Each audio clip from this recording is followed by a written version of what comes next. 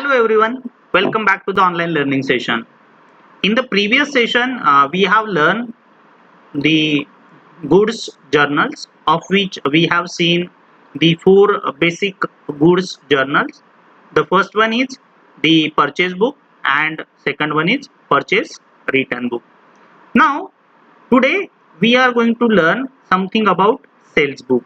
So it is a part of the subsidiary books, that is goods journals. So what exactly a sales book? So sales of goods are entered in a register. It is called as a sales book. So only goods sales on credit are entered in the sales book. Credit sales of things other than the goods have to be dealt with especially in accounts. Hence, these must be entered in the sales book. Cash sales are not entered in the sales book. The total of the sales book is credited to sales account. So here it is a pro forma of sales book of Sham Enterprises. So in this pro forma you will see the date on which the transactions were took place will be written over there. Then the second column is of name of customers, that is to whom we are selling the goods. So the example is given SPG Limited. Ledger folio is the next column. Then we have the outward invoice number. So whenever we are selling any goods, we are giving a receipt to the customer, so that invoice is having an outward number, so that will be recorded in that column. And at the last we have the total bills amount, which is mentioned in the amount column. So these are the five columns which are essential in a sales book. So now as you have been cleared with the sales book, we'll see one example to understand in detail how the sales book is prepared by using different transactions. So here is the numerical. So the numerical is record the following transactions in sales book for July 2020 and make ledger posting of the same. So there are 5 transactions given in the numerical. First, July 2020, sold goods to Ram and Company rupees 5400 at 20% trade discount as per invoice number 13. Then on 6th, sold machinery to Suresh rupees 10,000 at 5% trade discount. On 15th July, sold goods for cash to Sunil rupees 900. On 22nd July, sold goods to Sridhar rupees 950 invoice number 14. And on 28th July, sold goods to Sridhar rupees 860 invoice number 15. So this is the transactions. These are the transactions which are given, and you have to record these transactions in the sales book, and also we have to prepare the ledger posting of the same. So here is the pro forma. So first we need to draw the pro formas of the sales book and the various ledgers which are required with respect to the posting of these transactions into the ledger. So the sales book is having 5 columns: date, name of the customer, ledger folio, outward invoice number, and the amount. So as we have 5 transactions, so we need to have at least 4 to 5 rows in the sales book. So as the first transaction says that on 1st July, sold goods to Ram and Company rupees 5400 at 20% trade discount. So as per the invoice number 13. So here we can say that the goods is sold to Ram and Company. So Ram and Company is the customer. So we can make the transaction recorded in the sales book as, so on 1st July, Ram and Company, the amount is 5400 and we have given the 20% trade discount to this customer. So 5400 into 20%, we have 1080. So 5400 minus 1080, you have 4320. So this is the first transaction which is recorded in the sales book. Now the second transaction. On 6th July 2020, sold machinery to Suresh rupees 10,000 at 5%. Now machinery is an asset and the assets are not recorded in the sales book because only credit sales are recorded in the sales book. So we are not going to record it in the sales book.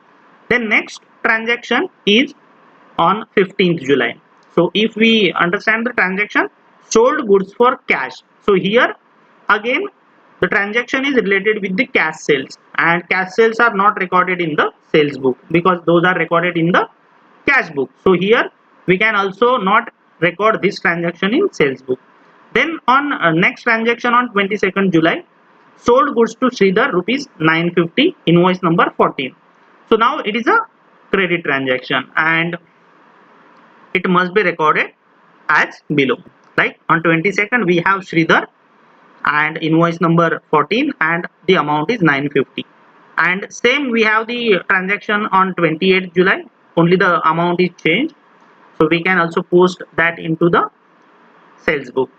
So here we have recorded all the transactions in the sales book and now we have the total of sales book, that is 6130. Now as we have done with the recording the transactions in the sales book, now the second part, that is what, ledger posting of the same. And for that purpose we require the ledgers, like we require the sales account and the name of the customers like Ram and Company account, Sridhar account. So that is required. So we need to prepare those. So preparing a ledger is very simple. It is only having 4 columns on the debit side and 4 columns on the credit side. So date, particular, uh, journal folio, amount, again date, particular, journal folio and amount. So the first transaction, if we see the journal entry as sold goods to Ram and Company, which means that Ram and Company has received the goods and goods are going, so it is a sales. So the journal entry will be for this transaction is sales account debit to Ram and Company. So we need to do the transaction like this.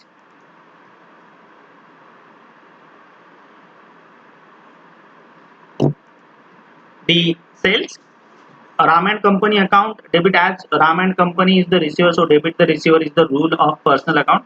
So we need to do that transaction. So we have recorded it as Ram and Company account debit to sales account 4320, and this 4320 is a part of this 6130 because we need to write down the balances of these two accounts, that is second effect of these transactions. So this is at the debit, so it must be at the credit. Then we have second transaction, that is Sridhar's account. So in Sridhar account we can write down at the debit side on 22nd July to sales 950 and it will be recorded or it will be included over here. And on 28th we have sales again, the amount is 860 and it is also included over here. So by centuries as per sales book, which means that this plus these two, so total 6130, and this is the posting to the ledgers. So now you have been cleared with how to record the transactions in sales books. Now we'll see the next book, that is sales return book. So the name of the book in which the sales are recorded is called as sales return book. It is also called as return inward book. The total of the return inward book is debited to the return inward account. So why the goods sold to customers may be returned by them? There are certain reasons. The reasons are: goods are not according to the specification, goods are damaged in transit, goods are of inferior quality, or goods are more than order for. So we'll see the pro forma first. So it is same like the sales book, only in place of the outward invoice number we have the credit note number. So what is the credit note? It is same like the debit note, but debit note is given to the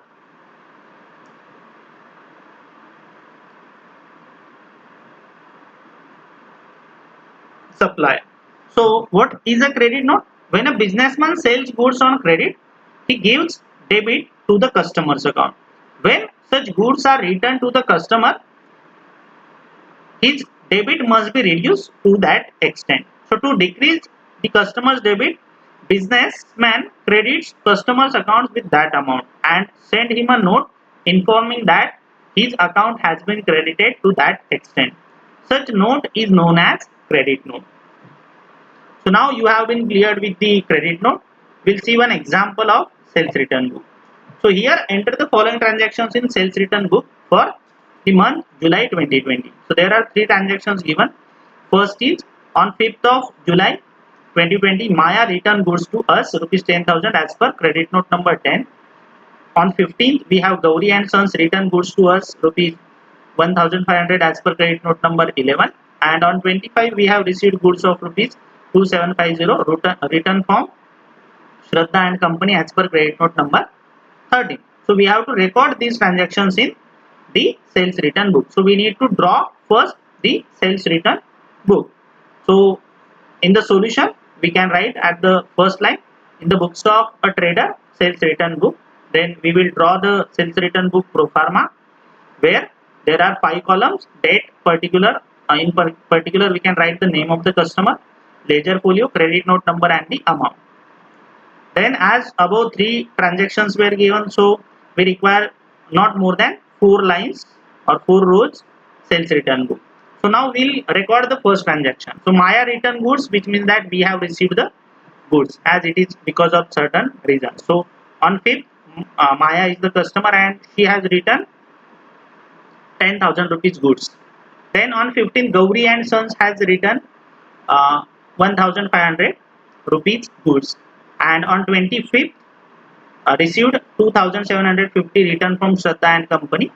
So these all are the goods, those are returned. So now we need to post these into different ledgers. So first we need sales return book, that is sales return account. Then we require Maya account. Then we require Gauri and Sons account, and we require Shraddha and Company account. So first we'll do the transaction which is needed to be posted in the Maya's account. So as in Maya's account, we can write down here sales return. So it must be credited. By sales return 10,000 and it is debited to the sales return account. Here it is included in this amount. Then we have Gauri and Sons account. On 15 July by sales return 1500. It is again included in this item. Then at the last we have by sales return 25th July 2750 from Shraddha and Company, and it is also included in sales return book. So in this way we have understood the sales book and the sales return book. So we'll stop over here, and in the next session we'll start with the next journals, that is the bills journals. Thank you.